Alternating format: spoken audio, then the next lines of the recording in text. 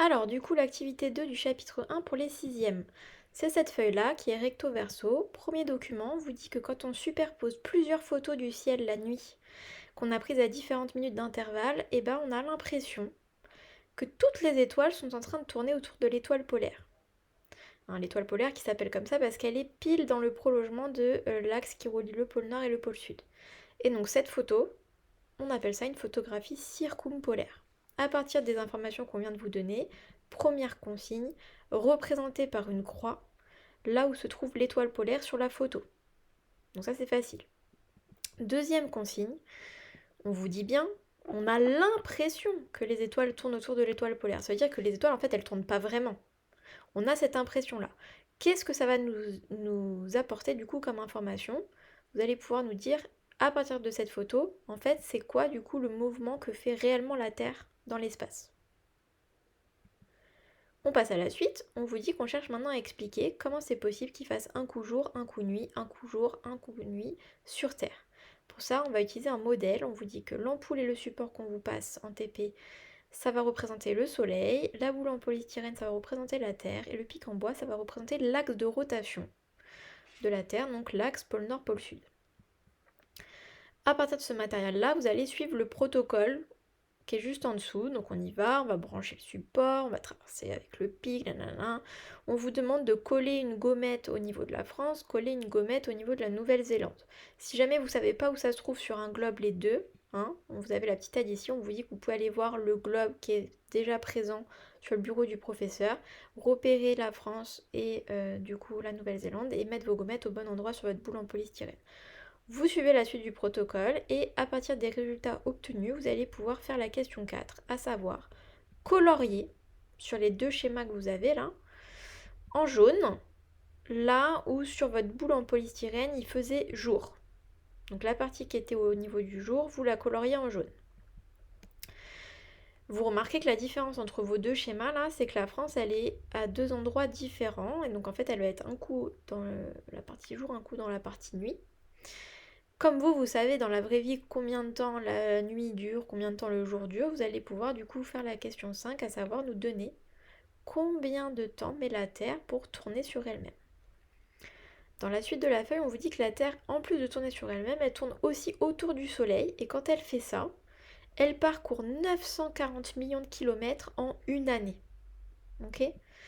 Là, ça va être l'occasion de faire ce qu'on appelle des conversions.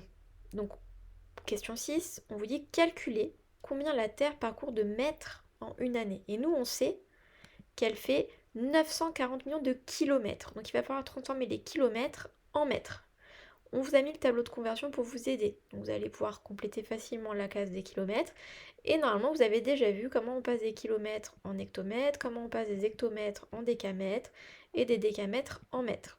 Et vous allez pouvoir du coup répondre à la question.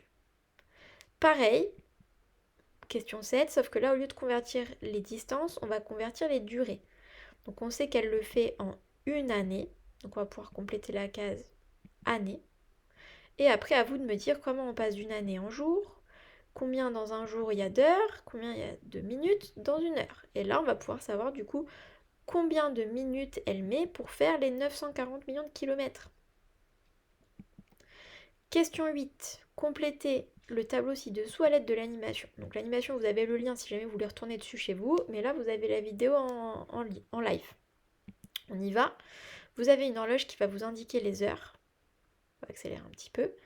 Et on voit que du coup la Terre est en train de tourner sur elle-même et que du coup les jours et les nuits défilent. Paf, là, vous voyez, le jour commence en France. Donc je vais pouvoir compléter l'heure du lever de soleil le 21 juin. Le jour défile, le jour défile. Et on va vouloir du coup noter à quelle heure il va faire nuit en France le 21 juin.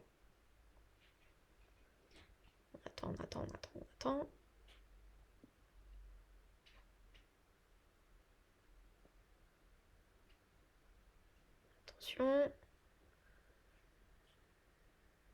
Ça y est, il fait nuit en France, je peux compléter cette case.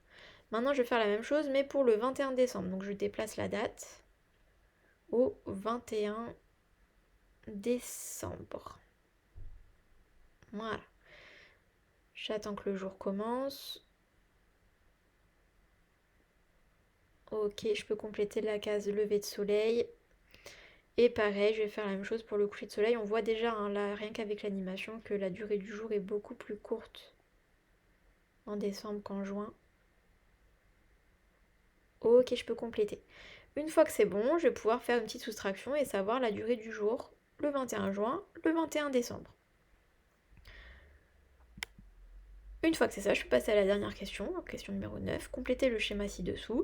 Donc colorier en jaune la zone du globe où il fait jour sur les 4, on a 4 positions, là quand la Terre fait le tour du Soleil, on a 4 positions.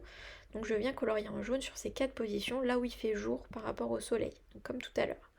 Une fois que c'est fait, je vais indiquer les dates des 2 solstices. Vous avez solstice à gauche, solstice à droite, vous me dites lequel c'est le 21 décembre, lequel ça va être le 21 juin. Et enfin, je vais pouvoir indiquer les 4 saisons. Et j'aurai fini mon activité 2.